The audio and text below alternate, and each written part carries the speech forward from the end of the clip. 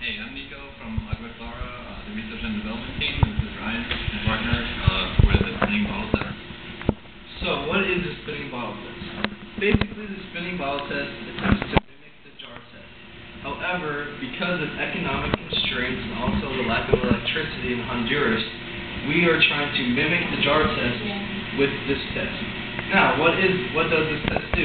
The spinning bottle test attempts to mimic all the water treatment processes in a regular water treatment plant.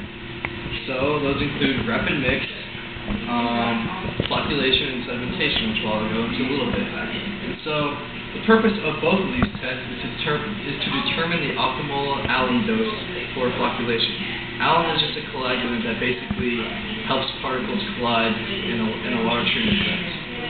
So when there's a major fluctuation in the turbidity, which is just a measure of the dirtiness of the water, you have to test what the optimal alum dose is for flocculation. And because there is no linear relationship between alum dose and turbidity, you have to run some sort of small-scale test. So we have a bucket lined with bottles, and we take each bottle and put different alum doses in each bottle. After we put the different alum doses in each bottle, we simulate rapid mix by shaking them up for a minute straight. After this, we place them inside the bucket and we go into our flocculation. And we'll explain the physics behind this in a second. Basically, this is flocculation, and after this has been done running for 20 minutes, we take the bottles out and we allow them to settle.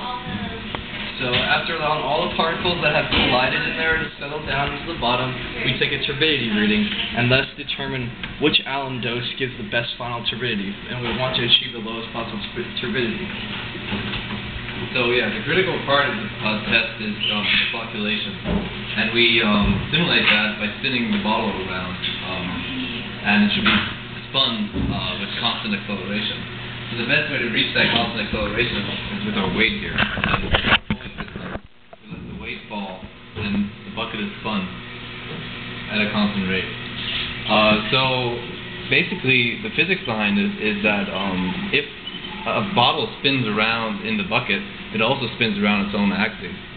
And by doing that, we want to create a velocity gradient in the bottle that is as uniform as possible. Now, there are exact calculations to find how much weight we want to put at the end to create the shear we have in the pan. So we've done that. But one of the problems we have with the test is that if the bucket starts turning too quickly, the centrifugal forces on the bottles and on the water inside are too strong for a nice velocity gradient to be created. So we have to find that critical velocity where that starts to happen and avoid reaching that velocity, or just staying just under it. And another problem we have is we have to find the exact moment of inertia of the system to really understand how much weight we want to put at the end and what the exact shear value throughout the bottle is, because the shear isn't constant throughout, and therefore we have to do other tests such as measuring the acceleration of the bucket to find that moment of inertia and to see when the moment of inertia is constant, because we think it will be constant after a certain time when all of the layers of water inside the bottle are going to be spinning. For those without the proper physics background, velocity gradients are when you have small particles inside the water that are traveling at different speeds, and when you create the velocity gradients, they collide and stick together, allowing them to settle out easier. And that is spinning bottle test. I'm Ryan, and this is Nico.